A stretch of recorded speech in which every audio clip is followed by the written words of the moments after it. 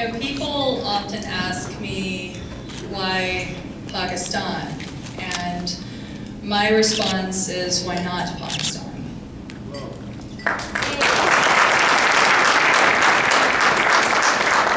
I grew up in the South, a very conservative culture, and my parents, I was very fortunate, raised me to think a little bit differently. We did not compromise on our hospitality. Our faith was very important to us.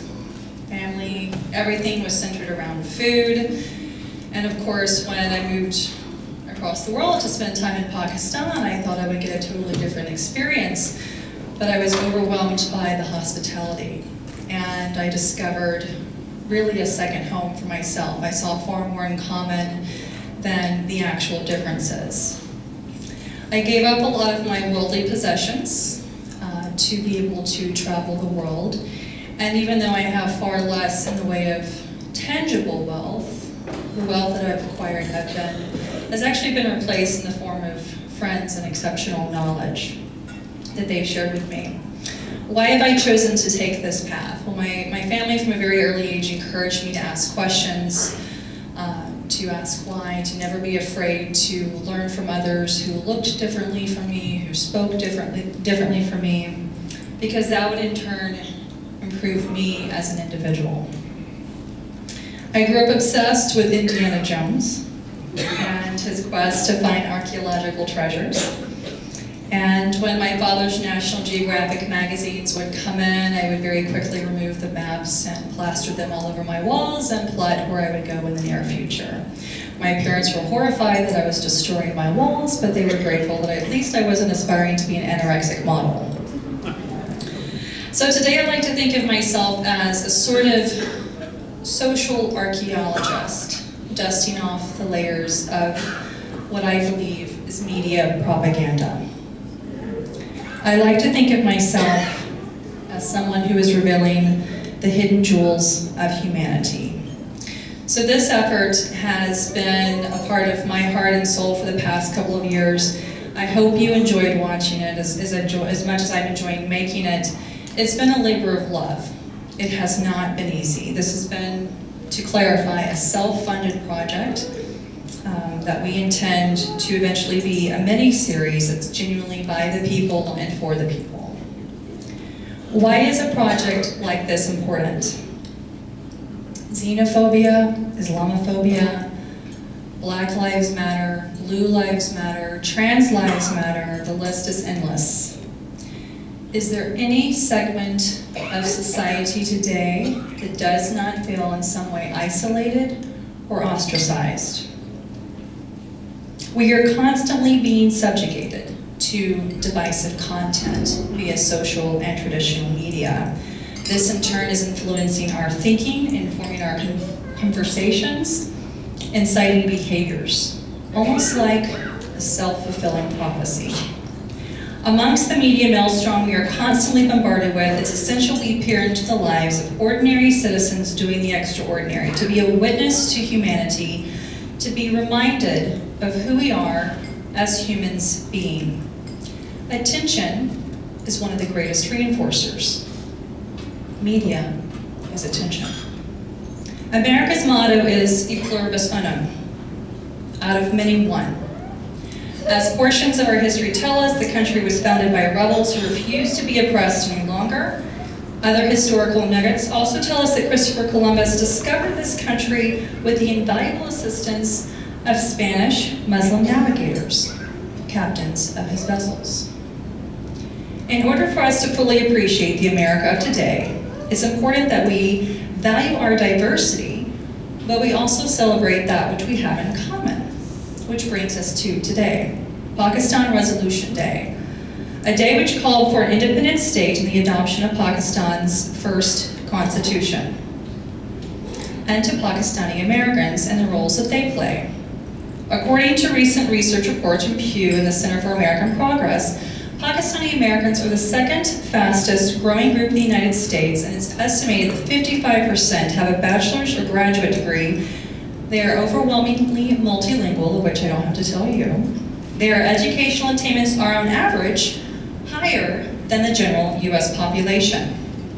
Asian Americans in general are considered to be most influential, highly educated, working on higher pay, the fastest growing racial community in the United States, and the same reports also signify that they are more satisfied with respect to their finances, lay more emphasis on career, success, hard work, and successful married life. I have witnessed their civic participation firsthand, having worked on political campaigns where Pakistani Americans were key constituents of my candidates. We have much to learn from one another. As a world traveler, I can tell you that the further I've traveled, the less I realize I knew about the happenings of the world, America's domestic and foreign policy included. J.R.R. Tolkien wrote, "All who wander are not lost." And in getting lost or wandering in my world travels, I've discovered more of myself, largely in part due to the generosity and hospitality of my Pakistani friends. Pakistan is a young kaleidoscope of civilization. It is in a transitional state, and while admittedly the country has dealt with matters such as regional instability, healthcare and education crises, anyone with a keen eye who has spent any time in Pakistan knows that the country can more accurately be described as a re-emerging market with the youthful promise of tomorrow.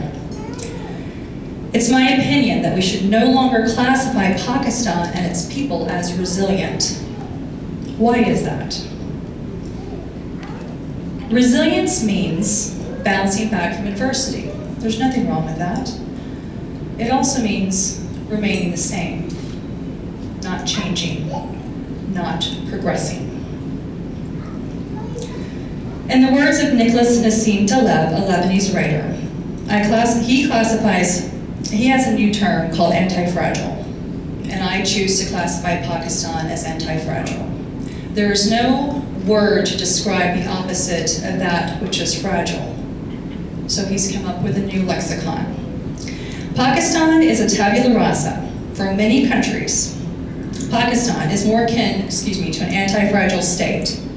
I strongly urge think tanks and those who proudly present fragile state indices to begin tabula rasa, blank slate, for many countries who have been subjugated in the media.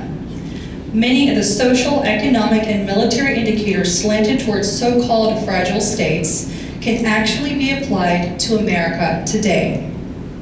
The Fund for Peace rankings, such as Red Alert, Orange Warning, Moderate, Green, Sustainable, in 2005, the Ivory Coast was listed at #1, Red Alert.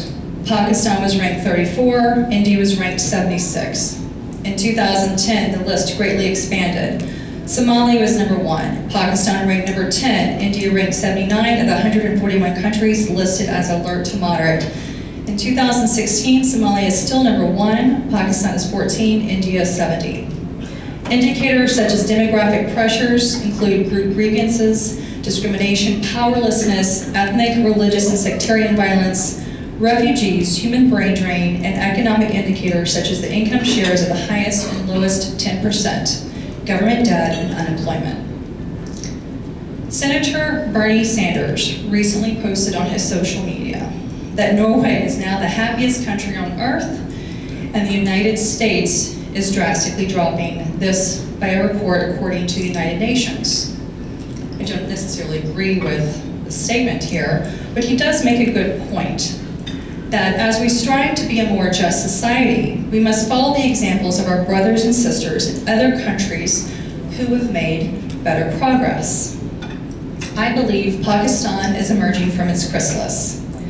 And since this is the occasion of Pakistan Day, commemorating Pakistan's resolution and adoption of Pakistan's first constitution on 23rd March, I thought it fitting to draw a few comparisons between our great nations, including a couple of growing pains, so to speak. In 1865, when America was 89 years old, the 13th Amendment formally abolished slavery in the United States. In 1920, when America was 144 years old, the 19th Amendment passed, allowing American women to vote. Today, however, America is also going through a transitional state, experiencing a most tumultuous time, including mass shootings, religious extremism, reports of homegrown terrorism. Friends around the world are now constantly messaging me, "Cynthia, is America a safe place to visit?" And I have to remind them that media reports of these heinous acts are not representative of the vast majority of the American people. Despicable as these acts are, the vast majority of the media is choosing to focus on a fraction of the population. And who better to understand what America is going through right now than a country who has been dealing with this for decades? Who better to empathize than Pakistan? More specifically, Pakistani Americans are in a unique position to help build informed, stable bridges of people-to-people relations. And as truly global citizens, we must take a stand in spirit, letter, word, and deed to adequately communicate who we are as a global community, sharing our cultures, valuing one another's belief systems, and actively collaborating to ensure a brighter tomorrow for all. May we always remember, e pluribus unum, out of many one. Pakistan के खूबसूरत लोगों, आप सबको पाकिस्तान से मुबारक हो। पाकिस्तान